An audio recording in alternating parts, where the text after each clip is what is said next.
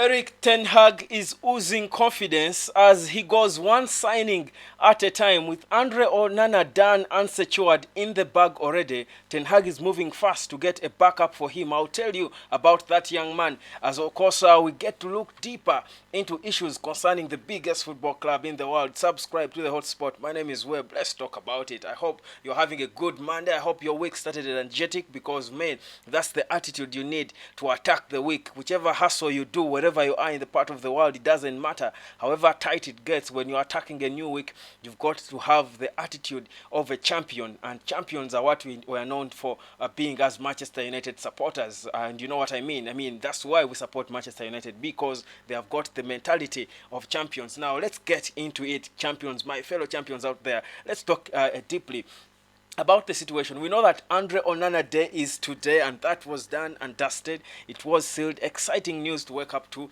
You felt it has been a long time coming, and of course, I know we get a little, anxious, and you feel it's not happening. You're pressured. You're seeing Arsenal signing Declan Rice. They're signing Julien Timber. You're seeing Man City is silent and bossing around like they've done all their business right, but as a fan, the longer a move of a player you want drags on, there's a certain feeling you get and you start getting uncertain. But that's why we love the game. But finally, guys, it's here we go. This was confirmed, and Andre Onana will be. In fact, United are already working on his US visa so that he directly joins the tour of the US. As today he reported to Inter Milan's training facility to say his bid his farewells to his fellow teammates at Inter Milan. So it's happening. Things are happening so fast. So we should expect him to be subject to a medical, and again he should be able to join the team in that preseason tour of the US. So for that one is done. But what Eric Ten Hag is doing, I think now, is he has got the confidence not to panic, and he wants to sort one position at a time. And that's why, as we speak now, it is said that United have already agreed terms between a second choice goalkeeper for backup for Andre Onana. And that's the young boy I spoke to you about a few weeks ago, Zion Suzuki. He's a serious contender. He's a tall footballer who has got very good ball playing skills. So Eric Ten Hag is building an identity because this is something United has been lacking for a long time since Alex Ferguson left. We have clearly lacked an identity. Now you see that the things that Eric Ten Hag is doing for a short term, but also the longer term, he's clearly building an identity for Manchester United. That's why he's bringing another two ball playing goalkeeper, a young one to learn from an older one, and an older one who will certainly execute his philosophy in terms of goal. Because lately, your philosophy as a coach has got to be guided a lot by your goalkeeper. So this Zion Suzuki boy, he's only 20. He's Japanese, born in the US. He plays for Urawa Reds. He plays in the Japanese top flight league, the J1 league.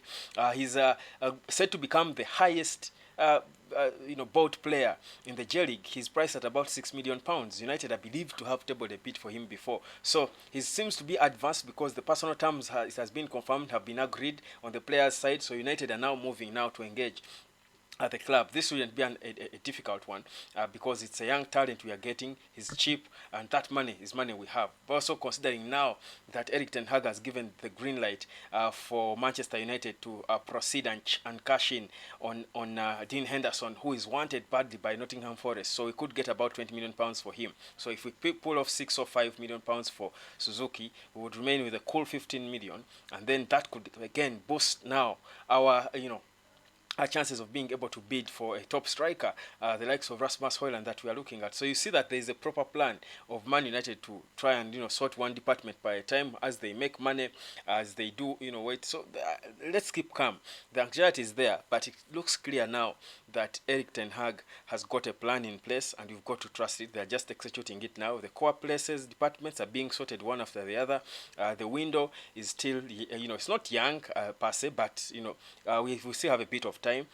You feel that in the next week we could be able to actually to unveil two players. Don't be surprised if in the next week we unveil both Onana and Zion Suzuki, and the goalkeeping department is sorted, done, and dusted. We move on to the striking department. We should have expected, I believe, in the next couple of weeks we will have sold a player or two. I think Anthony Elanga could seriously go to Everton. I do still think who will sell one of the other players, maybe Harry Maguire or Alex Telles. There are players who are on the market. Maguire is linked to West Ham United. We know that Telles is wanted in Brazil. They may not have enough money, perhaps, but he's also wanted in Saudi Arabia. Wasn't reports that we gather. Fred could be bought again. He was pulled out of the first friendly we played. I think not to risk him because you can't sell a sick player. We need money. Scott McTominay is also linked to several clubs. So you feel we are about now to start selling players. I think the pressure and the of the goalkeeping situation where I think he has come now that Onana is confirmed. I think sorting the goalkeeping position was always going to be a very important department for Eric Ten Hag if we are going to move on and sort other departments because of what happened with David De Gea. So it's a calm, I think, place we are in now.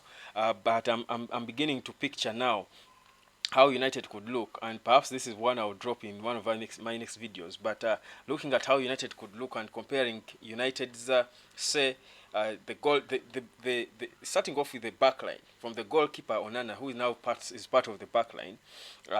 Then look at Rafael Varane and Lisandro Martinez. Then we've got Luke Shaw, who has matured, and a right back. I'm not even if it's one Bissaka starting, you feel like there is some level of solidity in that back line that can try and compare and match with what Arsenal is building with Julien Timber and William Saliba and the likes, with their balance in terms of attack with Zini, Zichenko.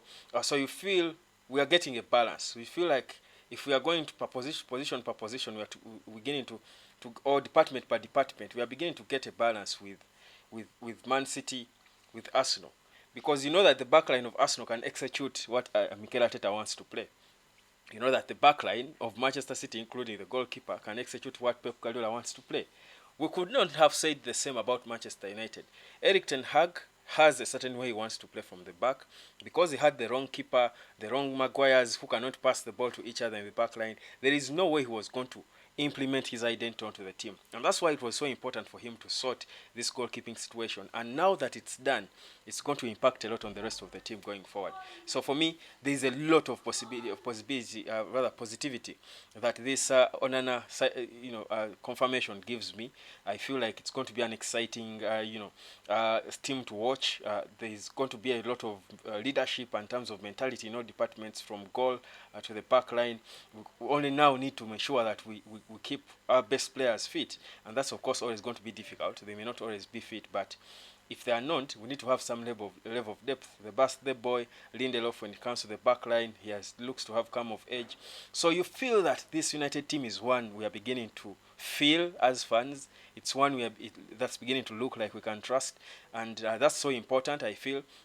And that's why I'm thinking it's going to be an exciting season, seeing what's happening. So after Suzuki, who will come on a chip, we will be now focusing on the striking department, where then for me, I believe that's where the harder battles are going to be. Ten Hag made it clear he knows he wants a striker, but he doesn't want to overspend. We don't want to overspend as well, because again, there are not so many world-class strikers right now. So even if you're only signing prospects, so you don't want to overspend on such. You would rather, hold on and spend on the right player. So it's a critical striking, department to sort. But perhaps if we sell more players and we increase on the budget to available to buy a striker, then it will make it even easier for him. That's what I think. But it's beginning to shape up for United, and I don't think the 14th of August is way far. Is too soon. I think now that we've got a goalkeeper, I'm beginning to get confidence. I know we're going to get a striker.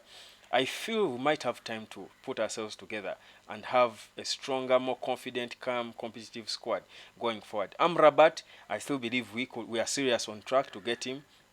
He's part of the plan. There is no way Eric Ten Hag does not see the need for a backup for Casemiro after what happened there the last time. So I'm sure there is a solid plan for us to get a backup, and it's most likely going to be Sofian Amrabat. So you look at the whole situation surrounding Man United, and you feel that there is now, for the first time since Alex Ferguson left, there is proper direction and control of the football of the club. Now, if only the Glazers could then assist the manager and release all his best resources, and I'm speaking Mason Greenwood, The boy is free. He should be falling in the mix. Now that we are rebuilding at once and we are getting all these players, even our most promising young players should be in there to build with him. Because now Eric Ten Hag seems to be building for the immediate, the mid-term, and for the longer term. So what's the longer term without for Man United without Mason Greenwood? He's the most talented player the club has produced in recent years. I think after Marcus Rashford, he might even be more talented than Marcus Rashford. Perhaps not at his level yet, but in terms of the potential, he has it. He should be coming in there and falling into the mix, and we're building this together. But of course, all that will depend on one thing: the Glazers and what they decide to do. Will they sell now so that what the good plan Ten Hag is done, it has, is being supported by a good management and ownership of the club? We might have all this nice, cool, beautiful looking plan from Ten Hag, but the people above him and the system cannot allow them to flourish, and that would be the same problem. We've had good managers before, but there was no system to allow them flourish. So we seem to have trying to sort the manager's situation, but we need to also sort the issues around it. That's why we need this takeover situation to be sorted like yesterday, but also have the right people working with Eric Ten Hag. A clean out, that's what I'm suggesting. Anyhow, thank you so much. This is the hot spot, and of course slide into the comment section and let me know more about what you think is going on at the club and the pace we are taking in terms of the transfers. Is it looking good for you so far? Are we headed in the right direction? Guys, it's Onana Day. At least if you've got nothing to be happy about, be happy about the fact that Andre Onana is confirmed and he's coming.